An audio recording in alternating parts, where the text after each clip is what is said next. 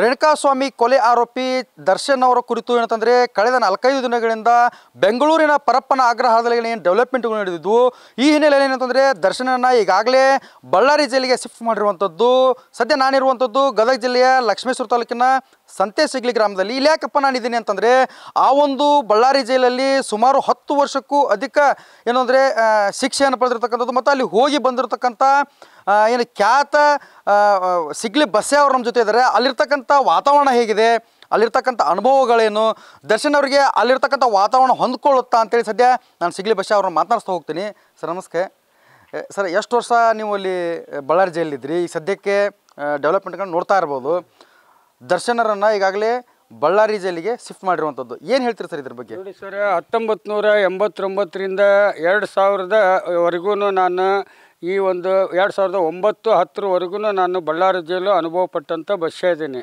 ಯಾಕಂದರೆ ಇಂದ ಮಾಡ್ಲಿಗೇರಿ ಸೂಪ್ರಿಡೆಂಟ್ನಿಂದ ಹಿಡಿದು BS ಅಬ್ಬಾಯಿ ಸೂಪ್ರಿಡೆಂಟ್ನಿಂದ ಹಿಡಿದು ಅದೇ ಥರ ರಾಜು ಸೂಪ್ರಿಡೆಂಟ್ ಆಗಿರಲಿ, ಕಡ್ಲೆ ಸೂಪ್ರಿಡೆಂಟ್ ಆಗಿರಲಿ, ಅದೇ ಥರ ಗಜೇಂದ್ರಗಡ ಸೂಪ್ರಿಡೆಂಟ್ ಆಗಿರಲಿ, ಎಷ್ಟೋ ಸೂಪ್ರಿಡೆಂಟ್ಗಳು ಅಧೀಕ್ಷಕರು ಬಂದು ಆ ಜೈಲನ್ನ ಬಾಳಿ ಹೋಗಿದ್ದಾರೆ. ಅಂಥ ಜೈಲ್ ಒಳಗಡೆನ ನಟೋರಿಸ್ಗಳಾದಂಥ ಡಾನ್ಗಳಾದಂಥ ಸೀನಿಯರ್ ಕಿಟ್ಟಿ ಆಗಿರಲಿ, ಸೀನಿಯರ್ ಕರಿ ಆಗಿರಲಿ, ಶ್ರೀರಾಮ್ಪುರ ಕಿಟ್ಟಿ ಆಗಿರಲಿ, ರಾಜೇಂದ್ರ, ಪುಷ್ಪ, ಮಾದೇವ, ಕುಪ್ಪ, ಮುನಿಸ್ವಾಮಿ, ಬಾಲ, ರವಿ, ಅಕ್ಕಿರಾಮ, ಕತ್ರಪಿ ಲಿಂಗ, ಆಮೇಲೆ ಚಕ್ರೆ ಅಲಿಯಾಸ್ ಚಕ್ರವರ್ತಿ, ಬಚ್ಚನ್, ಅರಸಯ್ಯ, ಸೈಕಲ್ ರವಿ, ಜಡೇಜ ರವಿ, ಇನ್ನೂ ನಟೋರಿಸ್ಗಳು ಬೇಕಾದಂಥ ಆ ಒಂದು ಬಳ್ಳಾರಿ ಜೈಲಲ್ಲಿ ನಾನು ಅನುಭವ ಪಟ್ಟೀನಿ. ಅವ್ರ ಜೊತೆಲಿ ಆಟ ಆಡಿದ್ದೀನಿ. ಅವರ ಇತಿಹಾಸನ ನಾನು ತಿಳ್ಕೊಂಡಿನಿ. ಅವ್ರ ಹಣೆ ಬಾರನ್ನ ನಾನು ಓದಿದ್ದೇನೆ.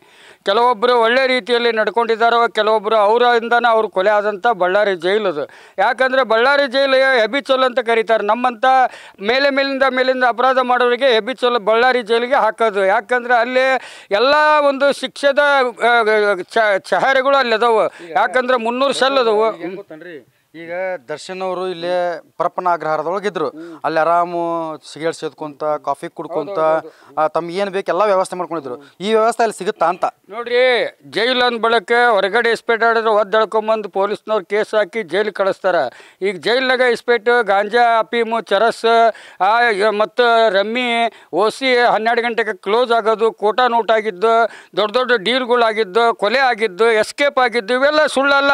ಇವೆಲ್ಲ ಮಾಧ್ಯಮಗಳು ತೆಗೆದಿದ್ದಾರೆ, ಪೊಲೀಸ್ನವರು ಎನ್ಕ್ವೈರಿ ಮಾಡಿದ್ದಾರೆ. ಇವೆಲ್ಲ ಕಂಡಿದ್ದಾವೆ. ಅಂದ ಬಳಿಕ ಜೈಲು ಎಷ್ಟು ಸೇಫ್ ದರ್ಶನ್ ಅವರಿಗೆ ಅನ್ನೋದ್ರ ಬಗ್ಗೆ ತಿಳ್ಕೋಬೇಕು ಇವತ್ತು.